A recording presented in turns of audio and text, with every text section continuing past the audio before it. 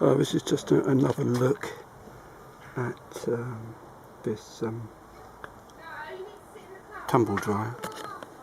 I've given it a clean up, and it's almost good, I would say. You can now see a small dent over there,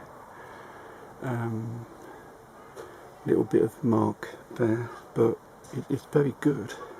It looks gleaming, in fact, and I'm very impressed with it. I would say it's almost as good as that one over there, which is in perfect condition. There's nothing wrong with that one. And I would say this one is now almost as good,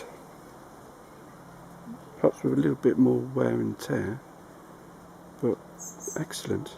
And you compare that with how it was before, great improvement.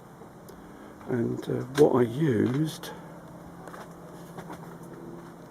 isopropanol,